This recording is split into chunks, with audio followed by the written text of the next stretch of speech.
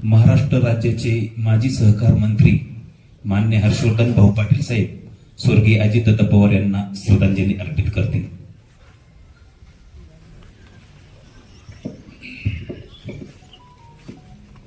उपस्थित सर्व शोकाकुल बंधू भगिनींनो, आज मदनवाडी गावामध्ये एवढ्या हजारोच्या संख्येमध्ये उपस्थित राहून दादांना श्रद्धांजली अर्पण करावी असा अतिशय दुःखद प्रसंग आज दुर्दैवानं आपण सर्वांच्यावर आलेला आहे. आपण सर्वांनाच माहिती की दादांचं अपघाती निधन झालं आणि अजूनही विश्वास बसत नाही की दादा आपल्यामध्ये नाही. पण दादा गेले आणि बऱ्याचशा जबाबदाऱ्या तुमच्या आमच्या खांद्यावर टाकून दिल्या. कारण गेल्या महिना 2 महिन्यामध्ये दादांचं जो संपर्क आला, राज्य पातळीवर संपर्क आला, जिल्हा पातळीवर संपर्क आला आणि काही वरिष्ठ पातळीवर जे काही विषय चर्चेला येत होते त्यातून माझ्यासारख्या कार्यकर्त्याला एक प्रकाशानं जाणवलं की दादांच्या मनामध्ये काहीतरी वेगळं आहे की आपण 30-35 वर्ष राजकीय सामाजिक सर्व जीवनामध्ये आपण काम करतो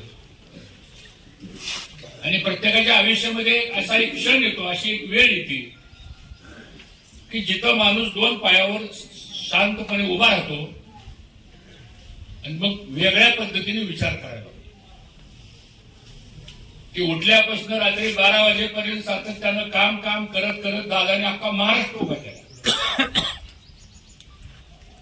परंतु दादांना असा एक विचार आला की जो त्यांनी आमच्यासारख्यांच्या जवळ बोलून दाखवला.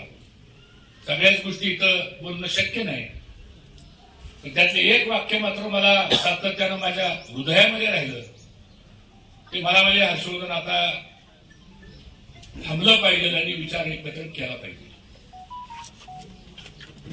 त्यांची ना आमची काही राजकीय मतभिन्नता जरूर झाली असेल.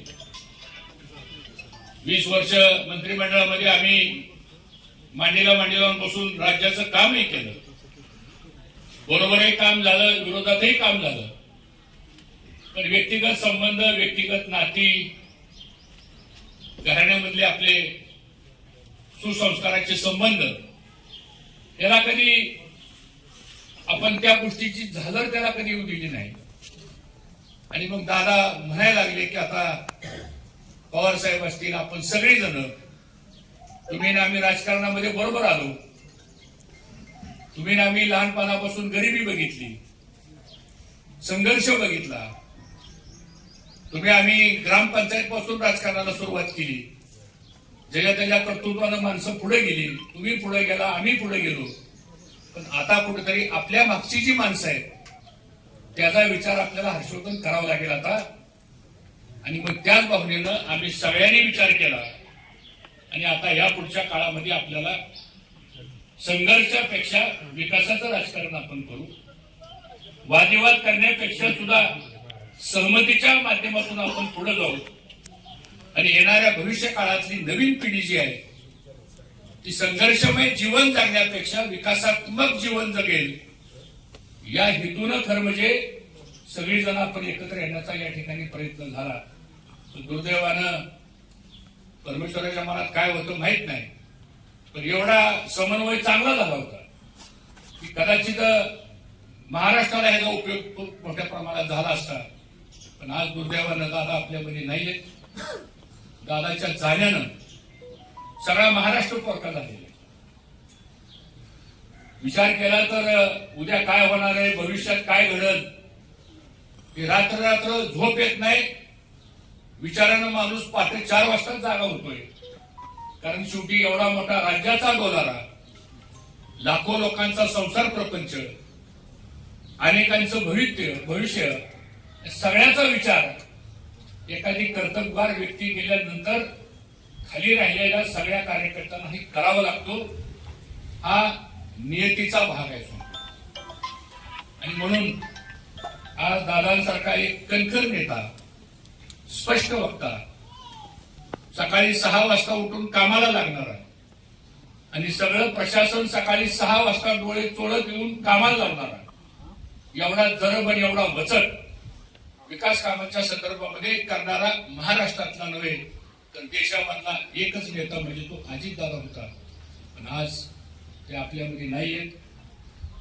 त्यांचा फोटो जर पाहिला, चेहरा पाहिला तर असं वाटतंय की ते इथं स्टेजवर बसलेत आपले. म्हणजे एवढं आयुष्य झोकून त्या माणसानं आज समाजाकरता आणि तुम्हा आम्हा सर्वांच्या करता केलं. मागच्याच रविवारी माझ्या घरी पुण्याला मिटिंग झाली. मला म्हणले कृषी प्रदर्शनाला हर्षवर्धन मी रविवारी संध्याकाळी तुमच्याकडे जेवायला येतो. पवार साहेब होते, सगळे होतो, आम्ही एकत्र बसलो होतो, मामाही होते. आणि मग ते संध्याकाळी 8चं टायमिंग ठरलं आणि मला 6:45ला डायरेक्ट फोन आला. मला म्हणजे घरी पोहोचलाय का तुम्ही? म्हणलं आलोय मी आता जस्ट इंदापूरवरून. तर म्हणजे मी लवकर येतो 1 तास. आणि मी सगळ्या मिटिंग थांबवल्या तर मला तुमच्याकडे यायचंय. म्हणजे या 7 वाजल्यापासून 8 वाजेपर्यंत आम्ही दोघच सगळ्या अगदी लग्न जमण्यापासूनच्या आणि पूर्वीच्या काळापासून सगळ्या गोष्टीचा त्या ठिकाणी ओपो झाला. प्रत्येक वेळेस भेटलं म्हणजे फक्त राजकारणावरच बोलावं आणि कुणाला काय द्यायचंय आणि कुणाला काय घ्यायचंय ह्याच्या पलीकडचा विचार करणारे आपण कार्यकर्ते आहोत.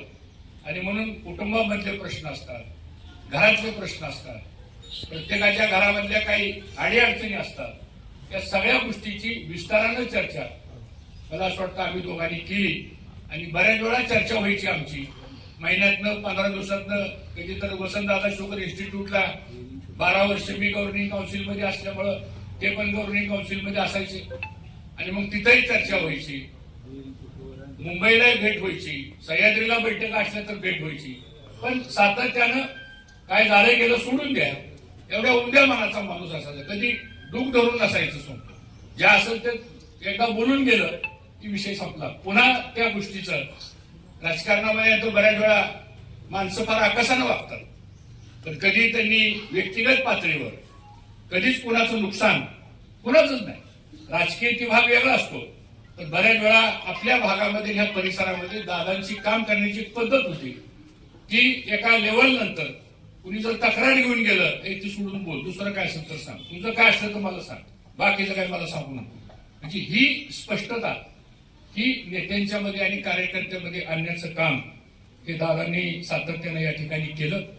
आज पवार कुटुंबाचं योगदान हे महाराष्ट्राला नाकारता येणार नाहीये. आज पवार साहेबांनी 60-65 वर्ष या देशाकरता आणि महाराष्ट्राकरता आपलं आयुष्यच अर्पण केलं.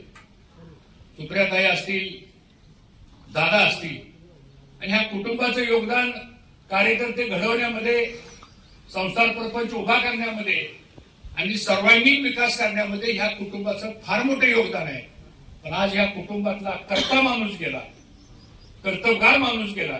मग आता आपली जबाबदारी आहे का नाही की ज्या माणसानं समाज उभा केला, आपल्याला उभा केलं, आपल्या पुढच्या पिढींना मार्गदर्शन केलं, आज आपली जबाबदारी आहे की आता त्या माणसाच्या निधनानंतर आपण खऱ्या अर्थानं ताकदीनं त्या कुटुंबाच्या मागे उभा राहणं मला असं वाटतं ही आपल्या सगळ्याची जबाबदारी आहे.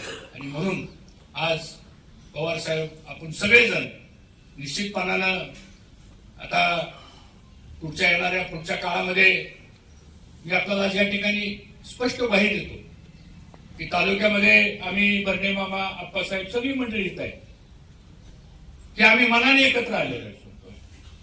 कुणाला काय मिळणार आहे का, कुणाला काय दिलंय का, कुणाला कुठली जागा मिळाली का नाही मिळाली, खरंच सांगतो मी दादाच्या प्रतिमेला साक्ष देऊन सांगतो. त्याच्यासाठी आम्ही एकत्र नाही आलो. ते काही निवडणुका चालूच राहतात त्या सगळ्या, ते काही नवीन प्रोसेस नाही. निवडणूक झालेली काय 25 वर्षाकरता नसती, ती 5 वर्षाकरता. पण आम्ही मनानं सगळे एकत्र आलो आणि आता आपल्याला हा सगळा संघर्ष आणि त्यामुळे सामान्य कार्यकर्त्याला खाली त्रास होतो. एकाच गावात 2 गट तट झाले, वादिवाद होतो आणि त्यातून आर्थिक नुकसान होतं, सामाजिक स्वास्थ्य बिघडतं, कौटुंबिक स्वास्थ्य बिघडतं. आणि मग राजकारण करायचे कशासाठी? सगळ्याचं संसार प्रपंच उद्ध्वस्त करायचं का गावातला गुन्ह्या गोविंदानं वातावरण ठेवायचं? आज तुमच्या गावातलंच वातावरण बघा, बदलवाडी पुरतं सांगतो. जर आम्ही एकत्र नसतो तर एवढी सगळी माणसं एकत्र आली असती का? ती त्यांची एक वेगळी बैठक झाली असती, आमची एक वेगळी बैठक झाली असती. त्यांनी काहीतरी बोलला असता, त्याने काहीतरी बोलला असता. हे आता थांबवावं लागेल आपल्याला. त्याचं कारण असं आहे की संघर्ष करता आम्ही एक आलो नाही मिटवण्याकरता, पण विकासाच्या कामाकरता आणि गावगाडा आणि ह्या तालुक्यातलं सामाजिक, आर्थिक, राजकीय स्थैर्य प्राप्त व्हावं ही आपली पण जबाबदारी आहे. आज आपल्याला तालुक्यानं भरपूर दिलेलं आहे. मग आता आम्ही तुम्हाला काय देणार ही आमची जबाबदारी आता आहे. आणि ह्या जबाबदारीच्या भावनेतनं आज आपण सर्वजण या ठिकाणी दादांना श्रद्धांजली अर्पण करतोय. आज या तालुक्याचा जर इतिहास बघितला तर कैलासवासी मोठ्या भाऊंनी या तालुक्यामध्ये गुण्यागोविंदांनी काम केलं. त्यानंतर घोलप साहेबांनी चांगल्या पद्धतीने काम केलं. त्यानंतर जिल्हा परिषदच्या माध्यमातून गणपतराव बापू परत 10 वर्ष ते आमदार होते. त्यांनी ह्या तालुक्याला रचनात्मक काम करण्यामध्ये पुढे आणलं. 20 वर्ष तुम्ही आम्हाला संधी दिली, आम्ही त्या ठिकाणी काम करण्याचा प्रयत्न केला. आता मामा आहेत. मी सगळा जर आलेख बघितला आपण सगळा तर ह्या तालुक्याच्या विकासाकरता आपण एकत्र येतोय आणि ती वैचारिक प्रगल्भता असलीच पाहिजे आता आपल्यामध्ये. आता बसल्या बसल्या काय कार्यकर्ते म्हणतात असं कसं काय झालं, तुम्ही कसं काय येत आला. मला असं वाटतं की अरे बाबा आता कुठेतरी हा विचार करावा लागेल आपल्याला. सातत्यानं आता असतो 2-5% वर्ग हे असंच पेटत राहिलं पाहिजे. आता ती वेळ नाहीये आणि ती पेटत राहणं ही किती मोठ्या किमतीवर आपल्याला पडतंय याचा सुद्धा विचार तुम्ही आम्ही सर्वांनी करण्याची या ठिकाणी आवश्यकता आहे. आणि म्हणून मी जास्त वेळ आपला काही घेणार नाही. आता आजच कल्पना करा त्या पवार कुटुंबाचं योगदान किती आहे. तुम्हाला जाणीव कसं असतं, ज्याच्या घरात दुःख घडतं त्याला जाणीव असते. काल 3रा झाला आणि रात्री सुनीत्रा वहिनी मुंबईला गेले. पहाटे 4 वाजता ते देवगिरी बंगल्यावर पोहोचले. काय त्या बिचारीच्या मनात वाटत असेल सांगा मला. ज्या देवगिरी बंगल्यामध्ये दादा 15-20 वर्ष राहत होते, आज ते तिथे गेल्या. आता 2 वाजता मामा म्हणून येऊ शकलं नाही असं. आज 2 वाजता सगळ्या आमदारांची बैठक आहे. विधिमंडळ पक्षाचा नेता निवडीची बैठक आहे. CLP लीडरची निवडीची बैठक आहे. उपमुख्यमंत्री पद हे त्यांना संदर्भामध्ये निर्णय 2 वाजता त्यांच्या सगळ्या आमदारांच्या उपस्थितीमध्ये होईल. त्यानंतर अजितदादा राष्ट्रीय स्तरावरच्या ज्या पक्षाचे अध्यक्ष आहेत त्या अध्यक्षपदाचा निर्णय होईल. आणि कल्पना करा की अजून 3रा झालाय, 13वा व्हायचा आहे अजून. पण अशाही दुःखद परिस्थितीमध्ये सुद्धा सुमित्रा वहिनींनी ती जबाबदारी काल रात्री सांगितलं. मी जरी दुःखात असले तरी आता दादांनी आणि सगळं हे उभा केलेलं जे आहे हे आता आपल्याला पुढे चालवावं लागणार आहे. मी त्याच्यासाठी मी माझ्या आयुष्यातलं सगळ्यात मोठं दुःख जे घडलेलं आहे ते मी बाजूला सोडते. तर मी लोकांच्या करता त्या जबाबदारीसाठी पुढे येते. मला असं वाटतं की योगदान सोपं नाहीये. एखादा ग्रामपंचायतचा माणूस पडला सदस्य तर 1-2 महिने घरातनं बाहेर निघत नाही सोडून. ते तर घरातलं कर्तबगार व्यक्ती गेल्यानंतर कल्पना करा आम्ही 2 दिवस त्या घरामध्ये होतो, असं उचलून घर टाकत होतो. संपूर्ण वाईट असतं, दुःख लय वाईट असतं संपूर्ण. मग आयुष्यामध्ये करायचे काय? काही पदासाठी राजकारणासाठी जन्म झालाय का आपला? शेवटी माणुसकी, प्रेम, संस्कार, कुटुंब, घराणं या सगळ्या गोष्टी आपल्या जीवनाच्या सगळ्या ह्याच्यामध्ये असल्या पाहिजेत. आणि म्हणून ही परिस्थिती आज मित्रांनो आपल्या सगळ्यांच्या समोर आलेली आहे. आता आपली सगळ्यांची जबाबदारी आहे. मी जास्त वेळ आपला घेणार नाही, पण आज इथं तिच्याबरोबरच करत असताना आपण सर्वजण इथं आलेला श्रद्धांजली आपण अर्पण केली. त्यानंतर आपण कार्यकर्त्याची पण इथं बैठक आपण ठेवली. दोन्ही गोष्टी आपण एकत्र ठेवल्यात. पक्षानं निर्णय घेतला की कुठेही जाहीर सभा होणार नाहीत, कुठेही हारतुरे स्वीकारले जाणार नाहीत, कुठेही जेवण वगैरे तसलं काही राहणार नाही.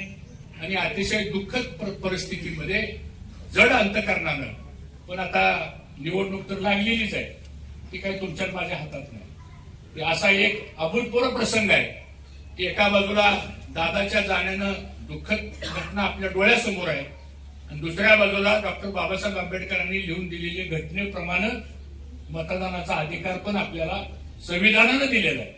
आता ह्या दोन्ही गोष्टी अंतकरणामध्ये दुःख आणि मनामध्ये आपलं कर्तव्य या दोन्ही भावनेनं आपल्याला आता पुढे जावं लागणार आहे. दुःख हे दुःखापाशीच ठेवावं लागेल आपल्याला आणि कर्तव्य हे उद्याच्या 7 तारखेला आपल्याला करावंच लागणार आहे. कारण कर्तव्यामध्ये जर आपण कमी पडलो तर खऱ्या अर्थानं आपण दादांच्या कर्तृत्वाला विसरलो असा त्याचा अर्थ पण होऊ शकतो. आणि म्हणून आज इथं आमच्या जिल्हा परिषद करता आमच्या मेघनाताई बंडगर इथं आहेत. त्या आपल्या सगळ्यांच्या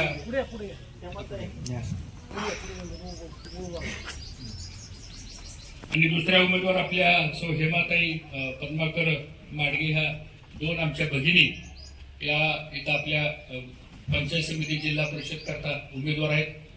माझी विनंती आपल्या सगळ्यांना, बोलण्याचं व्यासपीठ नाहीये, परंतु शेवटी कर्तव्य पार पाडायचं म्हणल्यानंतर आपल्याला कर्तव्याची पण जबाबदारी ही तुम्हा आम्हा सर्वांची आहे.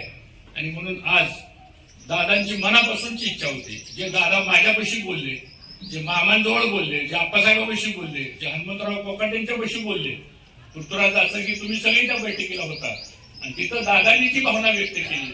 दादा म्हणले तुम्ही सगळे एकत्र आले आता.